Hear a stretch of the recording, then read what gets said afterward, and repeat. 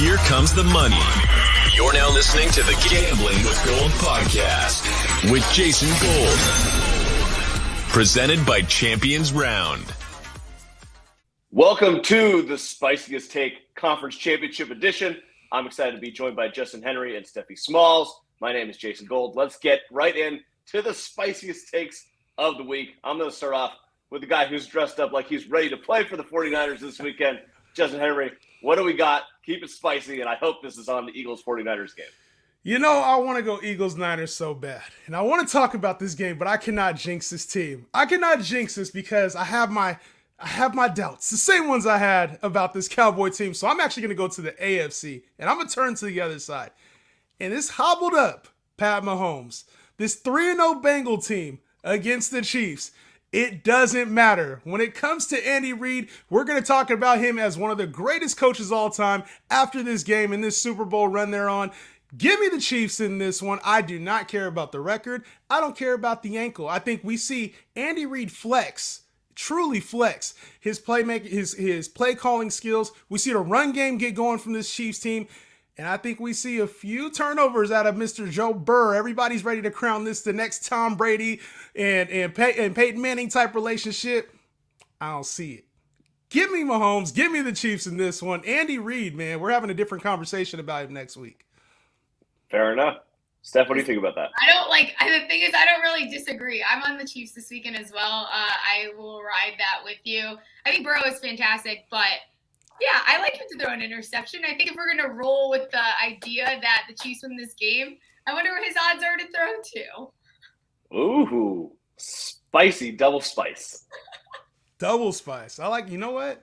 I think in this game, I also think, one of the things is like Pat Mahomes has never thrown well against this Bengals team. He's been almost around 250 yards every time. Joe Burrow's been in the 320s average-wise for this matchup. I don't think this matchup truly depends on Pat Mahomes throwing for a bunch of yards on that bum ankle. I think it really is going to be, can this run game step up? Can this defense get stops? And I see that happening this weekend. I it. I'm on camera. I do think Mahomes throws one too. I think both of them end up throwing one in this game. Look, Mahomes off the back. Mahomes last time when he did the same ankle injury in 2019, he came out and the next 4 games he averaged like close to 400 yards passing per game. So I don't think that the ankle is going to be that big of a deal. They said that it's not as injured as last time. How much do I believe them? I don't know. I'd be saying the same shit if I were heading to the AFC Championship game. I think he'll be able to play. I think he'll be effective. Are we really going to go – I think the Bengals are maybe getting like too much juice right now, especially from the public. Like the fact that this line is +3 almost to Kansas City, full buyback spot for me. I'll take Kansas City +3 all day, and I'll take them as a teaser at +9. Also, I have some issues with the Bengals and then maybe getting a little high on their horse here. 2 things. One, calling Arrowhead Burrowhead is kind of hard as fuck, but it's also like, do you really want to put that on Mahomes? Like, that's ultimate bulletin board material for me. Not great. And also, fuck you, Eli Apple, doing the fucking heart thing for Damar Hamlin, Cancun on 3. Okay, 2 points. 1, kind of objectively hilarious, but 2, don't be such a fucking dickhead. That's going to come back to bite you in the team. Just remember that you're the shittiest quarter in the NFL. Shut the fuck up and let the real guys come and play. He literally has like a 54 PFF. He's like 109 out of 155 play. Like, you suck, and you call your mommy every time that you have a problem on the internet. And Annie Apple is a witch. She is blocked by so many Giants fans. She's awful. It's hilarious because Eli Apple has been getting shit on for the last 2 years, just completely shit on longer than that. And now he has his turn, his platform to talk shit. And it's like, you didn't have to go so low with the Damar Hamlin thing, man. But I get it. Like, he's like, this is my platform. I'm talking my shit. I can't be too mad at it. Could have been a little bit of better taste, though. Yeah. I think that someone, maybe it was Marlon Humphrey, who called him the Pat Bev of the NFL. I thought it was a pretty apt comparison. Yeah. Well, it was sauce, sorry. Yeah. I saw that right before we jumped on. I was laughing. Better mouth than play on the field. On Twitter. He's low-key funny on Twitter. He'll say whatever he wants, too. I can see Sauce be, like, in a couple years, looking back, like, he's going to turn into one of those shit talkers on Twitter. I can tell he's flirting with it lately. We can't go this whole episode without talking about it. I don't want to talk about this, but the Niners, I got to talk about it. My spicy take for the Niners. is that we see Brock Purdy look like a 7th rounder. I think it happens this week, and I don't want to say that. And I think the Niners, as a Niner fan, we're going to win the game.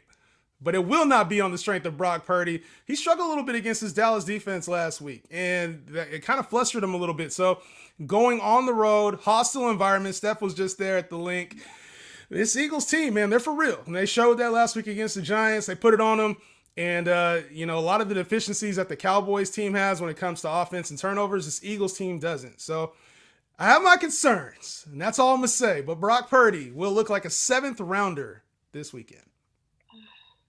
I hate to say it. I can't argue with you. That stadium is fucking loud, too. Like, for not being a dome, I was shocked by how loud it was. They would cut the music, and you could still hear word for word every lyric of the crowd singing. I was like, God damn, Philly, I'm low-key impressed with how loud this stadium is. Like, I was shocked. Guys, you know the fucking deal. I don't have to repeat it, but I will because it's fun to say. If they're talking about your Johnson, you're going to the fucking Super Bowl. I don't care how he plays this weekend. 49ers get it done. Give me them on the money line. Fuck the Eagles. I'm not touching that spread. I want nothing to do with it, but I am on the Niners as well for that reason. You can ask Nick Foles himself about his own nickname and where that took him that years ago. Let's go, Big Hawk Brock, baby. Let's go. Let's get there. I'm ready. Let's go to the Super Bowl, baby. I love it. I'm going to put in a spicy parlay. We're going to talk about this on Gambling with Gold tomorrow, but I might as well get it out now. I have a specific angle on this weekend. 4-way parlay. We're going to do Kansas City money line, San Francisco money line. We're going to take the under 47.5 in the Cincy game, and we're going to take the over 46 in the San Francisco 49er game. Put those 4 together. Guaranteed parlay lock for this weekend. You know I what love I that did? under. It doesn't matter now because I don't think you're going to get good live odds on him anyways. But I parlayed John Rahm to win, San Francisco to win, and Kansas City to win. I love it. The Rahm three-peat and getting the repeat of the Super Bowl a couple years ago. Strong. Let's do it. I'm all for it. All for it. I love that under, by the way, though, because I think that I talked about how much I love the run game. I think the Chiefs have to have ball control for that game in order to win. So, money line Chiefs with the under. Let's go. I'm with it. And the Niners win. I can't wait for next week's. Spicy Slips. We'll have to talk about it tomorrow. I kind of like the overs in both games, but I could be delusional. I don't like the over in our game because I feel like if the over hits, that means Philly wins. The over in San Francisco is like the sharpest bet on the board right now. I think it's going to go – both teams can adjust offensively better than the defenses can adjust, and you have Shanahan and you have Sirianni. I think that game is going to get a little out of control in kind of a fun way. Don't worry. Don't be so concerned. I think that our guy, Big Rooster Johnson over here, Big Cock Brock, is going to have a hell of a game. I'm not so concerned. Well, Jason, you consoled me last game. You consoled me last game, and I didn't feel good, and I should have, right? You consoled me, said everything was good. But I need you to console me one more time, man, because I have a feeling this Philly team's going to show up, man. I'm really concerned, honestly, and I just think if Purdy does not play, if he plays like he did last week, it's a loss. Yeah, no, I probably agree with that, but let's just remember that, okay, Steph, this is going to be very mean to the Giants, but I apologize in advance. Okay. Jalen Hurts hadn't played in like 5 weeks, right?